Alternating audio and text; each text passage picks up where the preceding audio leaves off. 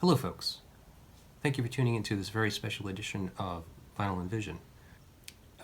Kid Millions, better known as John Colpitts, maybe that should be in reverse. John Colpitts, better known as Kid Millions, was my guest for this show. I was very honored and pleased to have him come on for a brief interview, very quick little sit down to discuss the release of this new album. Between him and Jan St. Werner. Jan St. Werner is an electronic musician, probably best known for his work with the group Mouse on Mars. So we just jump right into it. I encourage you all to please find the music. That is, we will be providing you a link in the show notes, so you can just find it right there. Very simple. But the music is available currently. 3 songs are currently available for streaming anywhere that you get your music. So you can listen to the music for yourself in its entirety and get a feel for what it is like. It is a deeply challenging piece of work. I'm not personally that familiar with like very extreme avant-garde music, but that's what this is. I guess you can kind of liken it to a type of jazz, like maybe like an avant jazz, but that's not even totally correct. It's its own world, really. If you're familiar with Jan St. Werner's work and some of his solo projects, and then Kid Millions, also Man Forever projects, you can get an idea of what this music is kind of like and what the rest of the album will kind of be like. So I encourage you to please find it on the Bandcamp page and pre-order the vinyl. You're not going to have to wait for very long because the release date is literally around the corner. So please do that. Please do all the things that you do with the internet is what we ask here. You know, like, share, subscribe. The show just jumps right into it with me having just asked John how did he come to meet Jan St. Werner. Enjoy.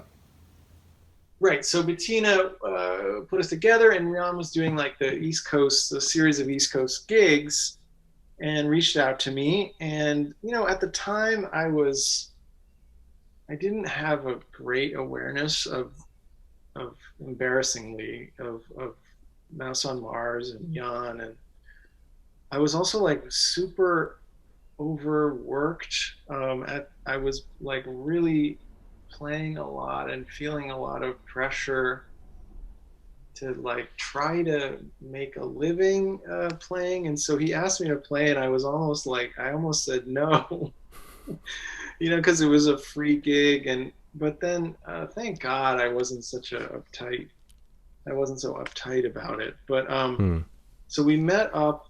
I set up the show at a space that I'm still at. It was called Secret Project Robot at the time. It's in Bushwick, but it's now called Rubulad.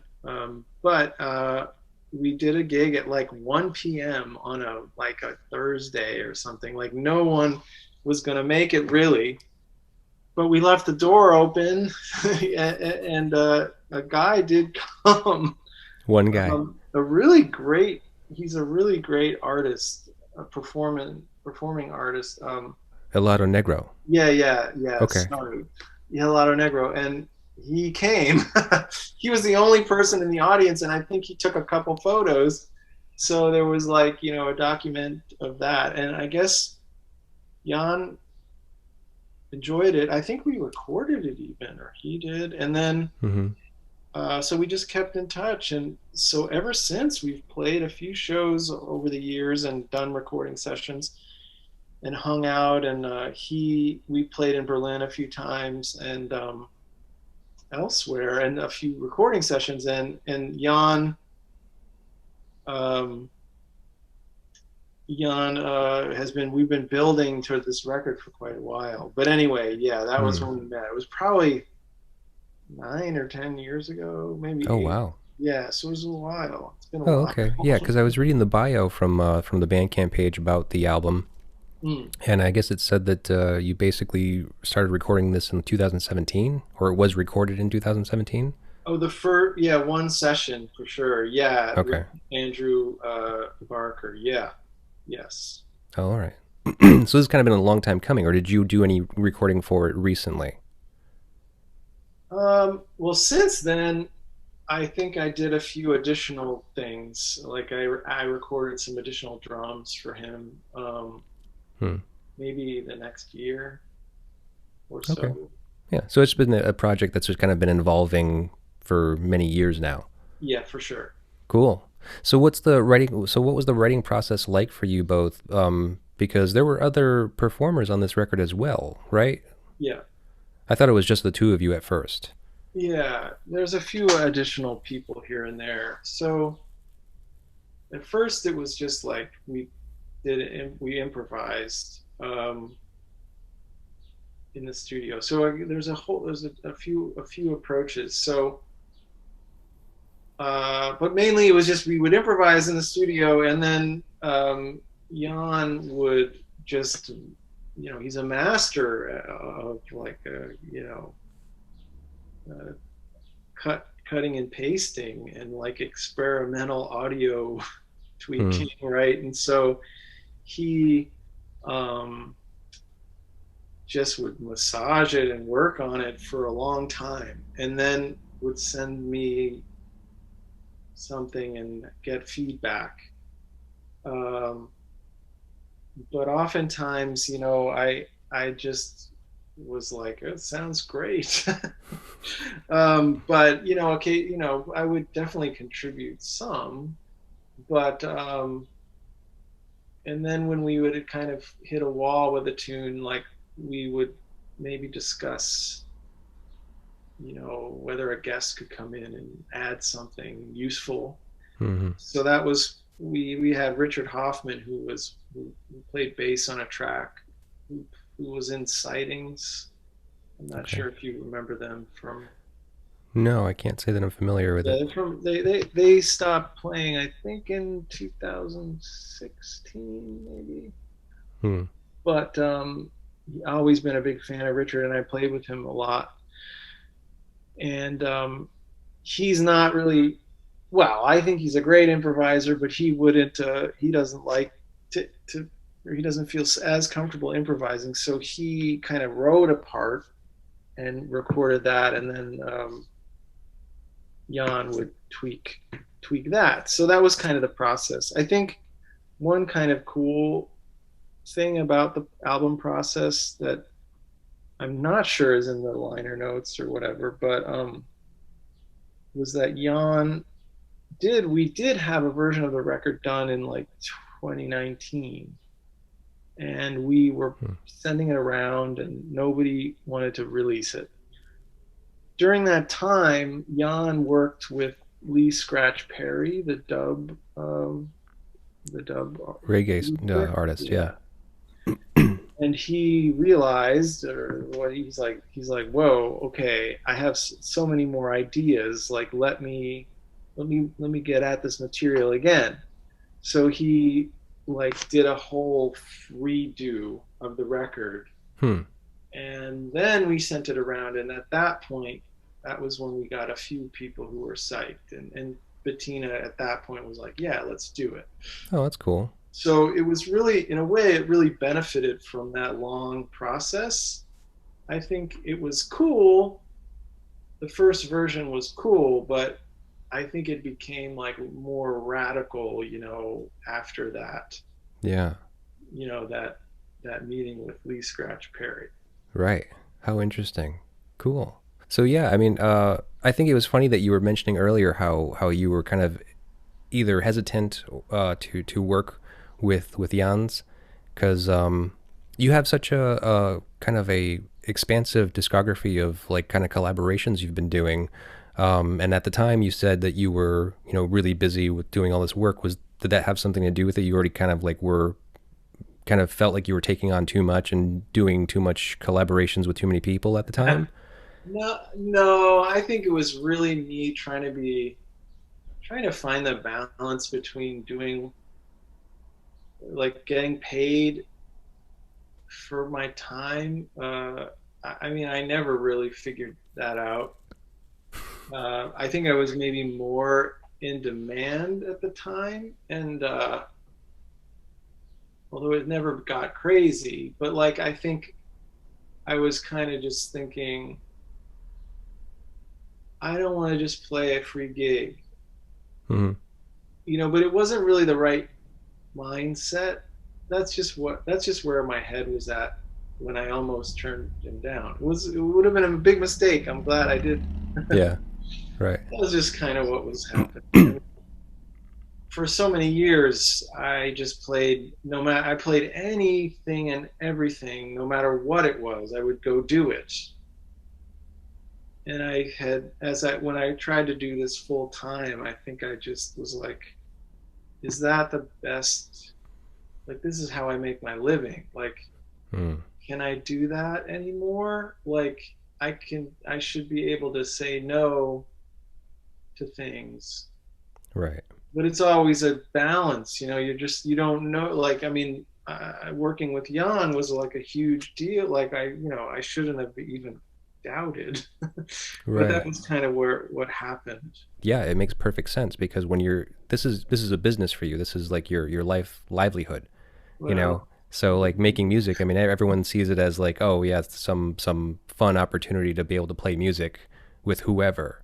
But yeah, I mean you got to really kind of think about, well, what's the best thing to help my business grow or to help in for you in an artistic endeavor, I guess, right? yeah. I mean, I think about it differently now. Mhm. I probably have come around to a more um, not trying to connect it with the money as much, but I'm still going to say no to a lot more now than I used to. Right. Um, Time is precious. yes, Yeah. yes, And working on music is very time consuming. yeah. Right? I mean, just between rehearsals. I mean, how have you guys been able to rehearse to prepare for a record like this, or was it Oh, just completely thrown no, together? no, we don't rehearse. No, It's just no. improvisation. Yeah, but I mean, the way that this is made is like we play right in the same room, and then Jan, manipulates the audio, so it's a whole nother world. Hmm. So it's not, he creates the work really. I mean, Okay. to give him good credit, it's like, I mean, certainly I'm contributing. Mm-hmm. It's half of me, but it's not like the mind behind the wildness is him. I mean, like he thinks about audio in a way that I don't. Yeah. Okay. Because yeah, the music itself is actually very complicated to me. Like, Yeah, it's So I mean, Jan is very much he typically is kind of an electronic artist. Is yeah, that fair to say? Electronic, industrial, yeah. I avant. don't know Uh, if you would say industrial, but I would say, okay. yeah, electronic. Yeah, Sure. yeah. I've listened to a few of his records, and so I would kind of like putting the pieces together in my own mind between Yeah. listening to his work and then listening to your work. You know, some of the Man Forever records and the Kid Millions records. Yeah. Um, I was just like, okay, cool. This is like a very interesting meld here, but Yeah. I don't know what to call it. Like, do you Yeah. have an idea of like what kind of genre this is? No. No. Yeah, it's far out, man. Yeah. I don't know. I don't know. Okay. No, that's fine. I mean, it's completely fair to say because I think that it's very complex. Like, it's very interesting in that regard of like people typically try to pigeonhole things. They try to label things and so that they can kind of feel more comfortable with it themselves. Yeah. Sure. Um, so now considering on this show, I usually speak about influential albums and people that are influenced by things. What were you listening to as inspiration? Oh wow. Okay. Well, I'm looking at the CD here. Okay. Oh, you got a CD already? Yeah, there's a CD. There's CDs as well. Yeah, yeah. She pressed up a few. I see. What was I listening to? It's funny. I don't really work that way. Mm-hmm. I mean, and I know I don't. I don't know if well, I won't put any judgment on it. It's just the way I operate. I don't like, the only time when I really was like explicitly using recordings as inspiration, it would be like, yeah, I would listen to John French, the drumbo, from the The Magic Magic Band, Band. Yeah. and I would just listen to his playing, and somehow I thought, like, if I listened to his playing, then I went into the studio, I would play uh, more like fluently and just a little bit with more of a dynamic control and Hmm. stuff. Um, but I don't. Yeah, I don't really listen. I don't have that relationship to music. Yeah. Well, tell me about a couple of the things that just interest you in general as far as music is concerned, like even today. Hmm. Well, I mean, I listen to like the Coltrane, uh, like Elvin Jones. You know, Hmm. I'm trying to learn the way that he plays a waltz Hmm. nowadays is kind of what I'm focusing on right now. Okay. I'm thinking about ways of um, using my four limbs, like coordinating Yeah. differently. Um, Trying to expand like my awareness of time, subdividing a beat and the different subdivisions and how those feel and sound. And Hmm. I guess that's the kind of thing I listen for. But it's so weird. I used to be real direct, oh, this album is inspired by this album. Hmm. But I Yeah. don't really think of it like that anymore. Right. Right. I mean, I think that I mean, there's whatever. Like, it's not even me being like, I'm beyond that. I'm not. no, no. I'm sure you're not. I mean, the thing is, I was just about to say that I think it's a subconscious thing, because I remember when I used to try to write music. There was actually a long period. There was many years where I said I'm not going to buy any more music. Oh, wow. Yeah, because I was just like, I've already been tainted, my mind. So if I want to make pure music, then maybe I need to stop listening to music. Hmm. And that way I can just kind of like freely create whatever and not feel, any kind of like hindrance or boundaries by anything. Or Mhm. not feel like, oh, I did something subconsciously that was actually mirroring something that I really liked, you Uh-huh. know? The So, I mean, anxiety of influence. right, right. I mean, because like it's unavoidable, really, and that's why I find it interesting to talk about influences in general with an artist because it's kind of just crazy to get into that brain, and find out, well, hey, what makes you tick? What made you want to play music and stuff like that? Mhm. Yeah, Mhm. and so and speaking of which, like, so what inspired you to play drums? um, I think it was just people at my high school.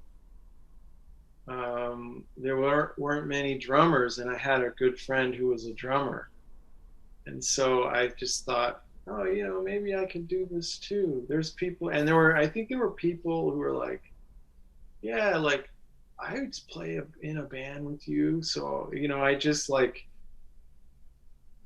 I knew I could just start and hit the ground running. Hmm. So I just like, I think you know, and there was a drum set at school. And so I just was like, I can do this. Somebody showed me a couple things and I just started playing. Mm-hmm.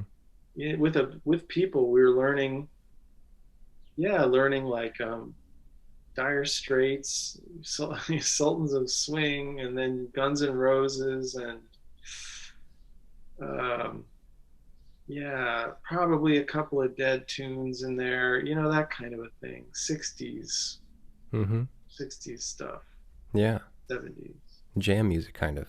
Yeah, That's cool.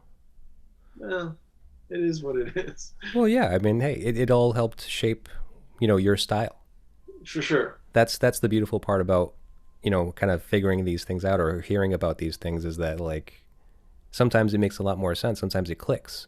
Yeah. Like you say Grateful Dead, I'm just like, oh, well, that kind of makes sense in regards to like the idea of jamming on things and kind of like feeling things out, letting things go for a while and just Yeah. explore where this sound and this space takes you. For sure. So that's great, man. That's cool.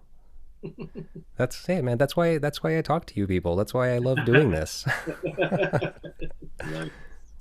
So so back to the record Imperium Droop. It's going to be available June 25th in its entirety. There are 3 tracks currently available, basically wherever you can get music, and you can stream those 3 songs and kind of explore the music and get a taste of it. Looks like you got some really cool limited edition purple marbled vinyl coming for this release. Yeah, it's not yeah, it's a little bit muted. I don't know Yeah. if it's really marbled. I'm not sure. Oh, okay. Have you But seen yeah, it? it's Or purple. I yeah. have it. Yeah, I got it. It's great. It's awesome. Oh, It looks nice. great. And so that leads me to ask what is your relationship with vinyl records today? I mean, I mean, I have a lot of them, and but I think vinyl is like, I've been seeing little notions online, people saying like, there's a bubble, and Mm-hmm. actually, vinyl is a real pain in the ass. It is really hard to get to sound good, and oftentimes, at my level, which is low, no one is willing to like actually make it sound good. You really have one shot. You get a test pressing, and if there's something wrong, you're you have to live with it. Mm-hmm. In this case, it went great. It worked out.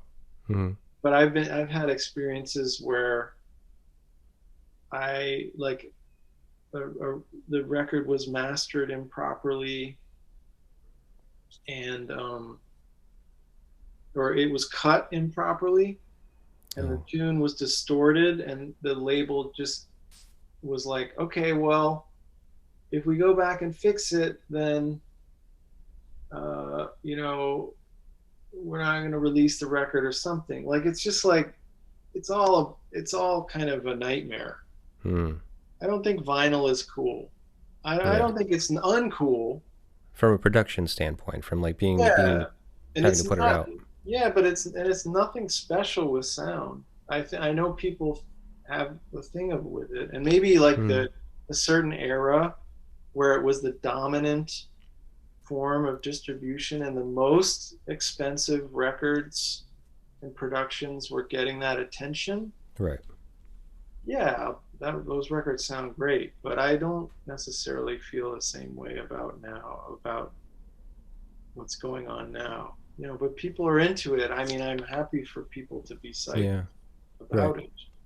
Well, I can agree with you because I think that a lot of the enjoyment behind listening to vinyl records, I think, comes from your own setup at home. Yeah, Like if you're just listening on a Crossley, portable thing with the built-in speakers, it's gonna sound like shit. You know, you're right. you have to invest into the whole system, and there are anywhere from the few $100s range of investment to the multiple thousands of dollars range, and it just I think it depends on just how invested do you want to be. Yeah. Yeah. But I'm super psyched. I mean, I'm gonna get mine as soon as I can muster some money together, and I'll do my pre-order. And because I Okay. really love it. I mean, I think it looks great. Obviously, I already know the music, and so I'm just excited to kind of like put it into my collection and kind of like have it. Dude, that's very kind. I'm sure we can get Thrill Jockey to send you a copy. Well, I am not imposing. I just that would be more than appreciated. But I also have to ask. I think it seems that the pandemic is nearing an end, Hmm. and people are starting to gig again. So, what are your plans for, the official release of this album and possibly even, gigging with Jan?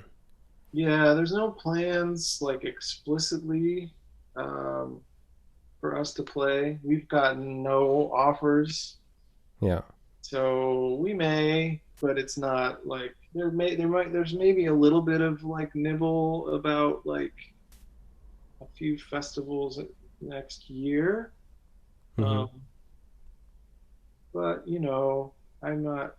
Yeah, no plans. Yeah. Okay. And I mean, I think it would be remiss for me to not ask while I have you. I mean, what about touring in general? Well, either Man Forever or Oneida or Hmm.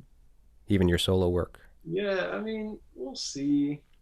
I mean, I do have an album that I'm finishing of my own stuff.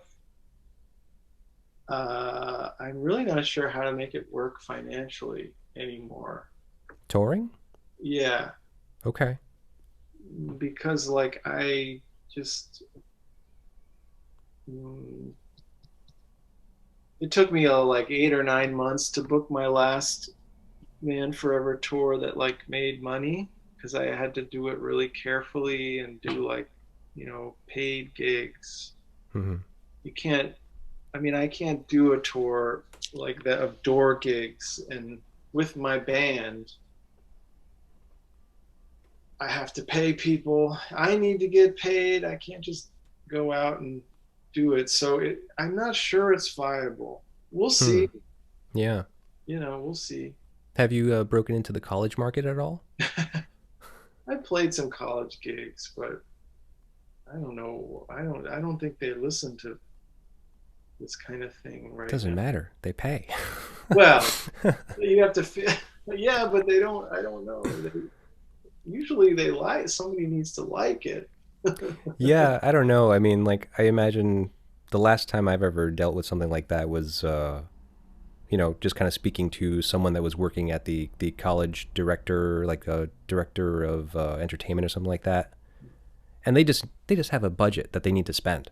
Yeah, It's for sure. ridiculous. Yeah, yeah. Well, if you have any connections, I'm happy to hear. It's been a long time for me since I've had to try to book anything, so I don't think my contacts would be valid. Right on. But yeah, I think it's definitely a possibility. It's something I've always been interested in. It was just like you just go on a college tour, just play colleges, you know? Yeah, well, yeah, it's hard because the the students change every year or two.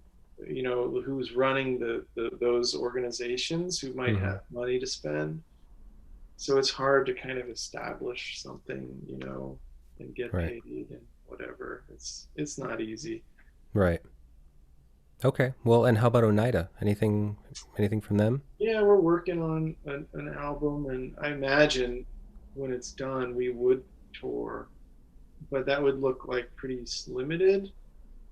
You probably have a week or 10 days to tour Yeah. next year, if at all. I don't know. Yeah, we'll see.